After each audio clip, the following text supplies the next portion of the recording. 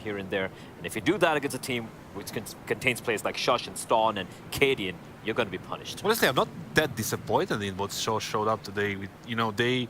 They had their chance. It was 5-4 at some point, and they had that round on ramp, which they were too slow when it comes to the defending the bomb and then planting the bomb actually. So overall, you can see that they have protocols how to take ramp, how to take outside, how to deal with when they have an advantage or disadvantage. That was all fine. It was just the skill gap was too big, and the fact that they started on the T side and they lost like the economy and the important rounds. It kind of all tied together into what we saw as 16-5.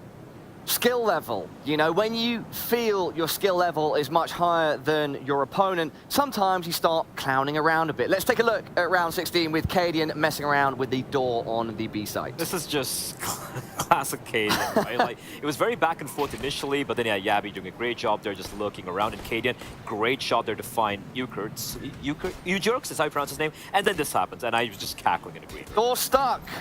Door stuck. Door stuck, and in the end, like the guy just gave up at the moment. Just I'm not dealing with this. And then he runs it and still kills him, and then he does this. And then he does the Steph Curry shake. Just, yeah. What's the dance called again? It was a Harlem shake. Harlem shake. There we go. Bit out of date now, but Cadian, your skills are not, mate. Looking fresh and sharp. Any other takeaways from this match? Obviously small sample size. One map, but generally looking good.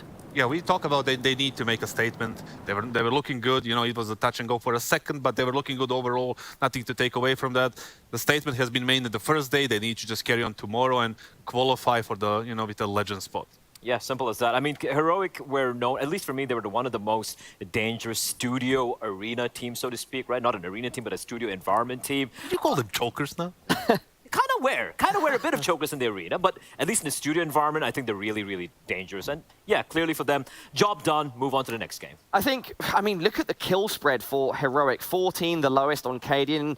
18, the highest on Shush. Tessus was a player that you wanted to talk about a bit, Blair. We have a highlight package for him as well. Yeah, Tessus was just being a rock, playing it very, very smart from this ramp position. He was getting a lot of impact kills, but then later on, everyone stepped up. I like how Tessus plays. He's not someone who's going to be over-aggressive. He knows when to fall back down. He knows how to play his angle. And even when he's in a untenable position, he's always somehow able to get a couple of kills before he dies. Yeah, very calculated player, you might say. At least, what we saw in the recent history of Heroic, but is it gonna be enough? This is not a really good sample to talk about the skill or the way they play. It's just I need them to Chad said it at the beginning, they did play against Na'Vi and it was close, but what Na'Vi did they play against? The Na'Vi that went 2 and 3 in the group stage and they lost to Endpoint. It's still I need them to play against the team that's in a good form to actually play good, and then I can say, okay, this team has potential to actually, do something.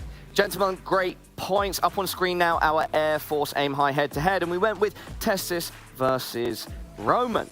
Yeah. Up next, we've got something pretty cool. We can check in with the B stream. So, Freya, over to you. Yeah, we've also seen some nuke action going down on the B stream side of things. That was between Ents and Heat. Ents starting on that slightly favored CT side of things, closing things out at 9-6 in their favor. It was actually Diha who was putting a pretty lights out performance, 18 kills, 110 ADR as well, closely followed by their new star of Volder. They also managed